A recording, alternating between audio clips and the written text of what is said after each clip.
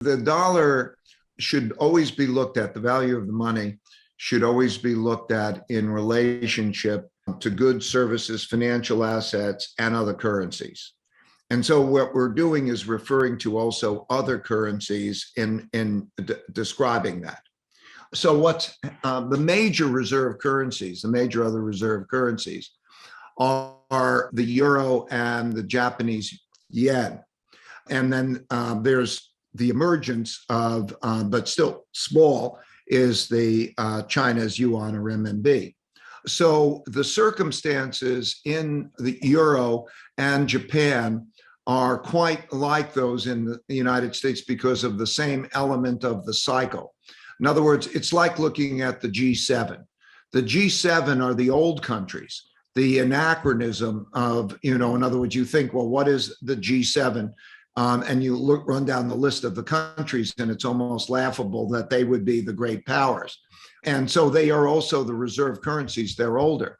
And so Europe has its issues and is pursuing policies that are the same. Japan has its issues and are doing that.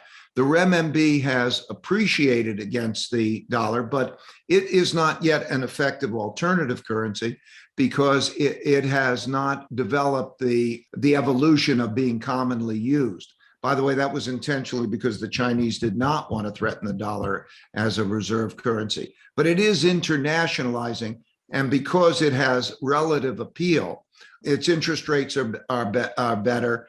And it's also its balance of payments is better. It is appreciating.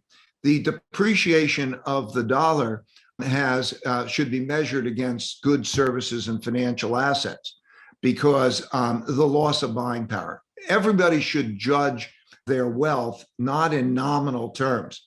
Don't say how many dollars I have, but judge it in real terms. And also judge it through the lens of those other things. So you've seen the classic mechanical depreciation of the dollar.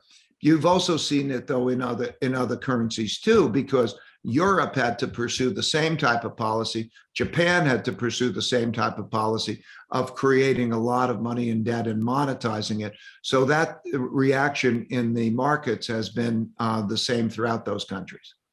Investors make the mistake of judging their wealth in the number of dollars or pounds or whatever currency they're looking at it.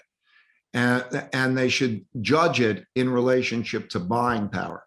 When a government produces a lot of money in credit and they've handed out all of these checks and you use the measure of wealth as having risen a lot, everybody appears to have been richer. You cannot get richer by producing more money and credit. Okay, you can only get richer by producing more goods and services. And so what happens is by judging it that way, they make serious mistakes, particularly on judging the riskiness of cash. So for example, this year, investors, let's say, who are holding cash, probably lost about 5% to inflation. And they'll continue to lose inflation. And if you look at what's priced in the markets, they're negative real returns. In other words, the bond markets are negative real returns. So if you buy a bond, you're locking in a negative real return. And cash is worse than that. So I want to highlight, please do not look at your returns and think that that's safe when that's not safe. It's better to build a far better diversified portfolio.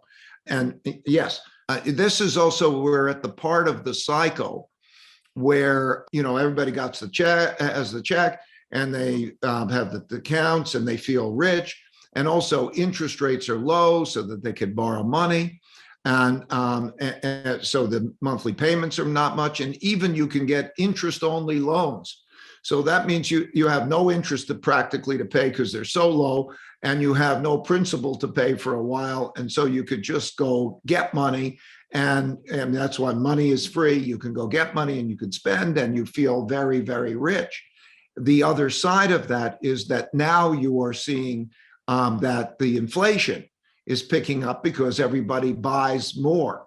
And so you have to look at what is the total quantity of money and credit created relative to the total change in the amounts of goods and services created. If you're not creating much more goods and services, or you're not creating much more even financial assets, but you are creating much more spending for them, you're going to raise their prices.